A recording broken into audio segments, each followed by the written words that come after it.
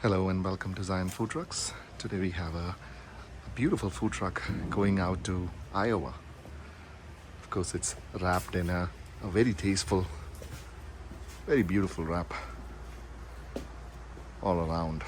It is special in that this is to be a box truck. Used to be an old as in 2023 FedEx truck. Starting on the outside today. It's inside one of our shops, so it's a little tight inside, but let me show you around its features. That is how you fill water. With a garden hose you can do that, of course. They're going to be doing it in a commissary. That's how you drain water. 5-foot window with an outdoor shelf. It's of course collapsible and all good stuff. It's also removable. There's a ring camera here. Light. The ring camera also has lights, of course. The back, it's framed in, and of course we put in an RV door there. On this side is another ring camera. Shore power connection. And the generator box inside is a 12,500 watt generator. Up top is the exhaust fan, which is 1650 CFM, and a grease trap, so the grease doesn't run the side of the truck and ruin the beautiful wrap. It's on top, before I forget, is the AC with a heat pump. This restaurant apparently has been around since the 40s in a small town in Iowa. Let's go inside and see its many features. Right here is a screen door to keep the bugs out, should they decide to keep the door open. Right here is the generator box, all framed in obviously.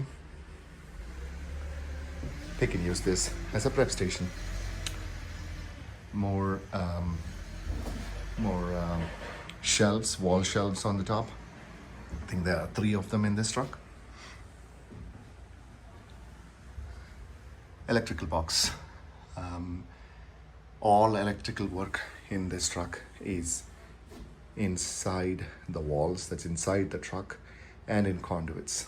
And this is so important to me because if we were to put this thing, it's far cheaper to put the wiring inside the walls, like a house. But unlike a house, a food truck or a food trailer does not get wrapped in Tyvek.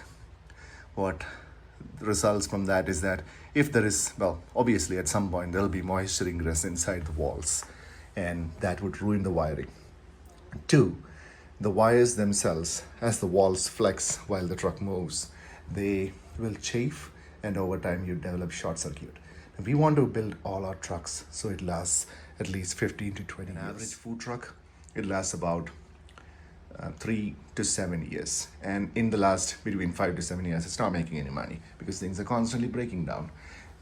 This is our solution to that, in that we have every single piece of equipment in its own breaker, that they're all home runs. And all the wiring is encased in conduits. Let's keep going. Right there is the sandwich prep. It's 27 inches wide, little sandwich prep, and a work table. Now, the plan for this customer is to keep a bunch of roasters here, electrical roasters. Since those roasters pull a lot of power, what we have done is they all have their own breakers. They don't have their own outlets, and they all have their own breakers as well. So in case one of them fail or overdraw, it's not going to take out something else. Now, if you've been in older food trucks, they smell. And that's because grease, once suspended, gets everywhere. And that's why we caulk every little crevice, so grease does not get inside and get rancid and start smelling. Of course, our fire suppression system is tagged obviously, and it's also encased in a box so it doesn't get accidentally deployed where it gets jostled or whatever. That brings us to the hood. It's a little 4-foot hood here, with fire suppression, of course, and that protects two fryers, two 40-pound fryers, each of them 2 basket. They, of course, they come with these covers. That's to prevent grease from, let's say that, well, you don't want to drain really hot grease, and without draining grease, driving around can be dangerous. So our solution is to make these covers so they stay closed, and so that the grease doesn't run over and cause a mess here. Hood, NSF obviously. The floor is aluminum diamond plate, and of course all the seams are protected. Every piece of equipment is mounted 6-inch from the floor, so a mop can get in between that and clean up. Of course, everything is bolted down with washers, so things don't shake loose over time. On the same theme, everything is caulked, gleaming stainless steel everywhere. Now another thing I wanted to talk about is that all our stainless steel panels, if you see, they have these trims, which we make them in our equipment right there, press brake and shear and whatnot, even on the roof. The idea is that if it's obviously far cheaper to leave the panels be and the seams be open, but little bit of grease over time gets in between there, and then you can't reach to it, and then it starts to smell. This is the only place in the truck which doesn't have that, and that's the reason is that grease would come from the fryer, settle in these walls. If I were to put trims there, it can get in between the trims. So this one doesn't. What it does have is that it have overlapping seams. Talking about seams, between the walls and the floor, there is a curve base, a rubber curve base, so grease does not get in between that. A refrigerator and a freezer, which being a rather tall piece of equipment, we mount it to the wall as well, again with washers.